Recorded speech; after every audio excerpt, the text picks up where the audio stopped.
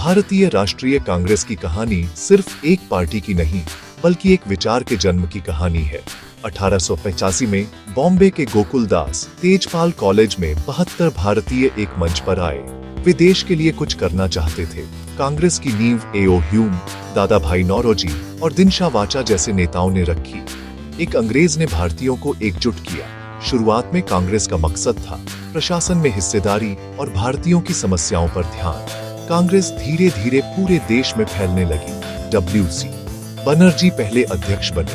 पहली बार जाति धर्म क्षेत्र की दीवारें टूटकर भारतीय एक मंच पर आए। यहीं से आजादी की लड़ाई की नींव पड़ी। 1905 में लॉर्ड कर्जन ने बंगाल का बंटवारा किया, जिससे देश में गुस्से की लहर दौड़ गई। कांग्रेस में अब गरम दल का दौर शुरू हुआ। लाल बालपाल ने स्वराज और स्वदेशी का नारा दिया।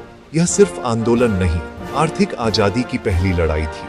1915 में गांधी जी के भारत लौटने के बाद कांग्रेस गांव-गांव तक पहुंची। उन्होंने कांग्रेस को जन आंदोलन बना दिया। असहयोग, नमक सत्याग्रह, भारत छोड़ो आंदोलन, हर जगह कांग्रेस और गांधी का चेहरा था। इन आंदोलनों ने अंग्रेजी हुकूमत की नींव हिला दी। गांधी के साथ नेहरू, पटेल, आजाद, बोस, सरोजिनी नायडू जैसे नेता कांग्रेस की पहचान बने। 1929 के लाहौर अधिवेशन में पूर्ण स्वराज का प्रस्ताव पास हुआ। 26 जनवरी 1930 को पूरे देश में स्वतंत्रता दिवस मनाया गया। अब लक्ष्य पूरी आजादी था। हजारों कांग्रेस कार्यकर्ताओं ने लाठियां खाई, जेल गए, जाने दी।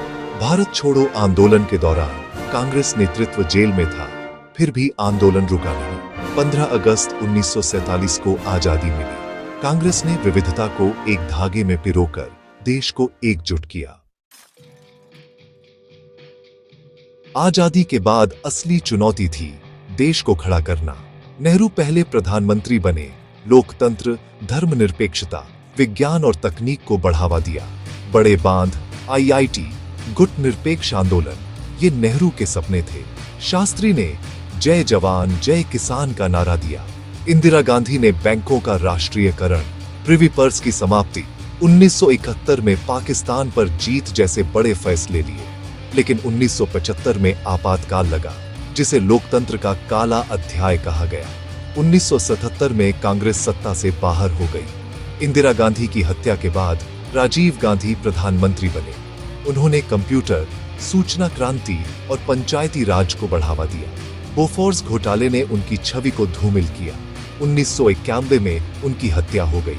नेहरू से राजीव तक कांग्रेस ने समाजवादी मिश्रित अर्थव्यवस्था, हरित क्रांति, पंचवर्षीय योजनाओं के जरिए देश को दिशा दी।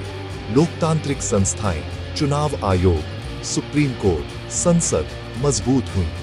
गलतियां भी हुई, लेकिन राष्ट्र निर्माण में कांग्रेस की भूमिका अहम रही। 1991 में P.V. नरसिम्हा राव और मनमोहन सिंह ने आर्थिक उदारीकरण की शुरुआत की। भारत की अर्थव्यवस्था के दरवाजे खुले, लाइसेंस राज खत्म हुआ, निजी क्षेत्र को बढ़ावा मिला। कांग्रेस की राजनीति भी बदली। समाजवाद की जगह बाजार की बातें होने लगी। मंडल कमीशन और राम मंदिर आंदोलन ने कांग्रेस के वोट बैंक को चुनौती दी। पार्टी कई राज्यों में कमजोर हुई। केंद्र में गठबंधन सरकारों का दौर शुरू हुआ। 2004 में सोनिया गांधी के नेतृत्व में कांग्रेस ने UPA बनाकर सत्ता में वापसी की। मनमोहन सिंह प्रधानमंत्री बने। सूचना का अधिकार, मनरेगा, खाद्य सुरक्षा कानून जैसे ऐतिहासिक कदम उठाए गए, जिससे करोड़ों गरीबों को ताकत मिली। लेकिन UPA 2 में भ्रष्टाचार के आरोप, 2G, कोयला, कॉमनवेल्थ घोटाले, सरकार की छवि को नुकसान पहुंचा। नेतृत्व पर सवाल उठे। कांग्रेस बदलाव की रफ्तार नहीं पकड़ पाई। 2014 में कांग्रेस को ऐतिहासिक हार मिली। ये सबसे कठिन दौर की शुरुआत थी। 2025 में कांग्रेस अपने सबसे मुश्किल दौर में है। लगातार चुनावी हार, राज्यों में कमजोर संगठन। सबसे बड़ी चुनौती है संगठन को फिर से मजबूत करना, कार्यकर्ताओं में जोश भरना। नेतृत्व को लेकर सवाल है। नई पीढ़ी स्पष्ट नेतृत्व चाहती है। कांग्रेस को अपनी विचारधारा को आज के हिसाब से फिर से परिभाषित करना होगा। उसकी मौजूदगी कश्मीर से कन्याकुमारी तक है। आज एक मजबूत विपक्ष के तौर पर उसकी भूमिका अहम है। कांग्रेस की कहानी भारत के बनने की कहानी है। उसने आजादी की लड़ाई लड़ी। उसका भविष्य इस बात पर निर्भर करेगा कि वह खुद को कितना बदल पाती है।